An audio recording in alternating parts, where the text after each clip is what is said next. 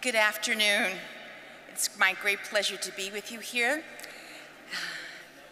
And I want to express my thanks for the invitation to be with you all here with this esteemed gathering of individuals. I'd like to introduce myself a little more informally. I'm a lawyer and a law professor from the United States, and thus I'm from a world that professes a deep belief in the power of dialogue. In fact, the United States' foundational commitment to free speech is based on the notion that the exchange of ideas facilitated by free speech is what builds and maintains just societies. Yet observing United States free speech in action raises some serious concerns about its potential for healing when underlying power dynamics are not addressed. Perhaps I should wait a few minutes to let the audience settle down.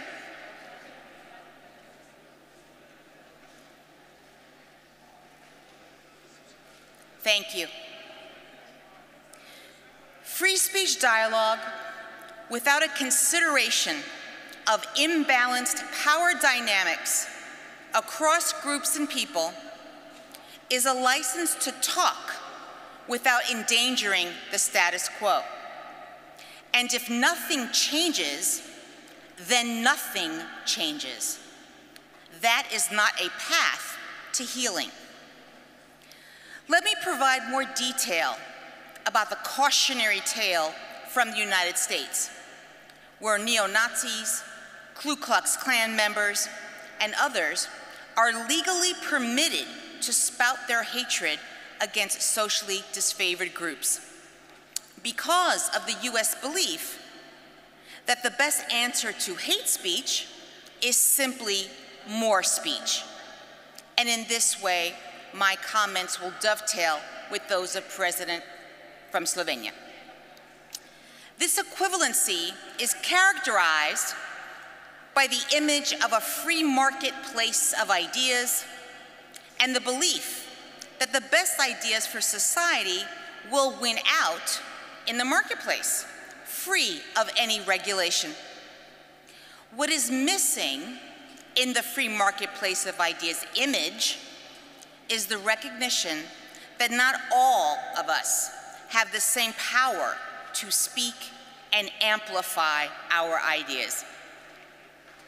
Let me give you a concrete example from the current situation in the United States.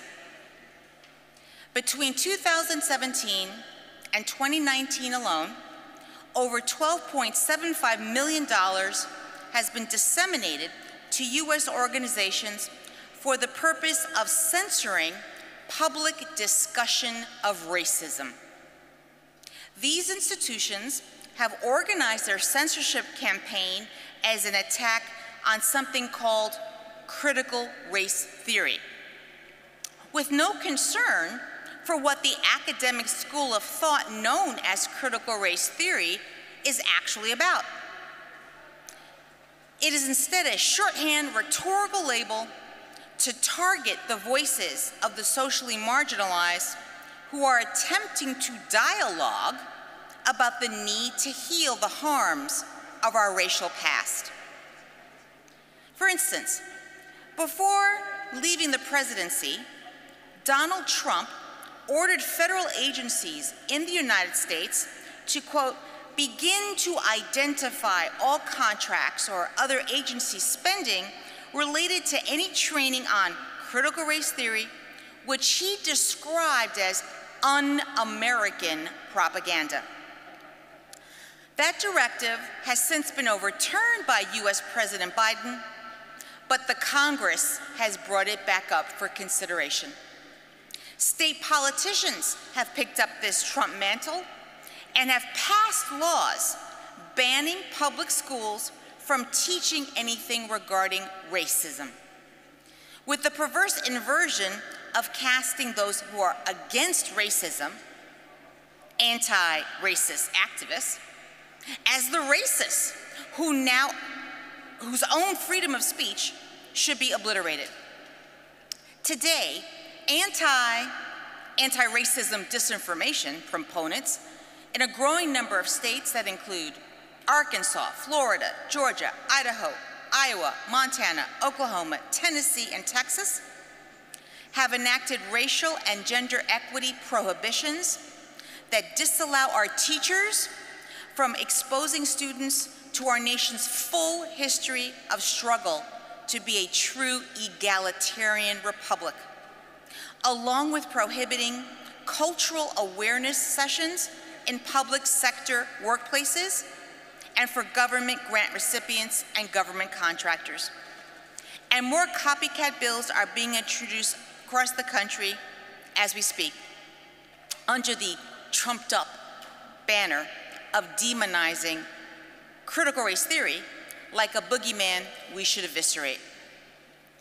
What is important to note is that this well-funded conservative campaign to, as they have said, wage relentless legal warfare against race theory in America's institutions has been based on a mischaracterization of critical race theory. What is it then? Critical race theory offers a way of seeing the world that helps people recognize the effects of historical racism.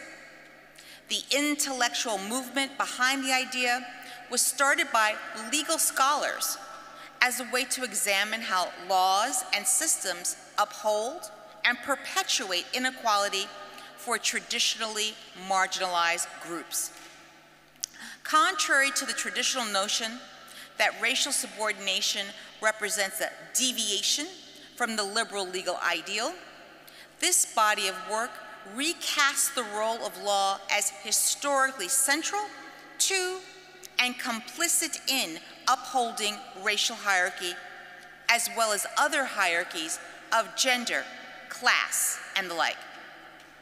Critical race theory, then, dares to look beyond the popular belief that getting rid of racism means simply getting rid of ignorance or encouraging everyone to get along through dialogue alone.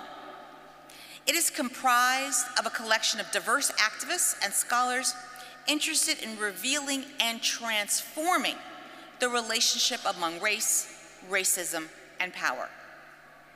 Thus, contrary to the conservative mischaracterization, this theory is not a campaign to cancel free speech.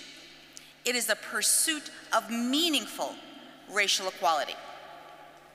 The conservative anger against critical race theory can be located in how it draws upon the voices of socially excluded racial group members to provide insights about how to use the law as an affirmative tool to ameliorate inequality, while simultaneously assessing its limits, embedded racial biases within the legal system itself.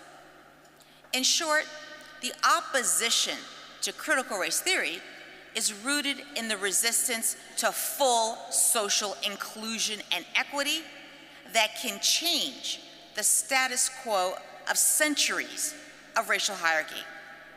Censoring the language of anti-racism is an effort to limit what we are allowed to officially see and tell. And so what we have today in the United States is a symbolic commitment to dialogue as an engine of justice, while on the ground, there's a growing movement to stamp out the voices and perspectives necessary for meaningful dialogue. Talking without ensuring inclusion and amplification of the formerly excluded is dialogue as pure theater. Yet words do have power.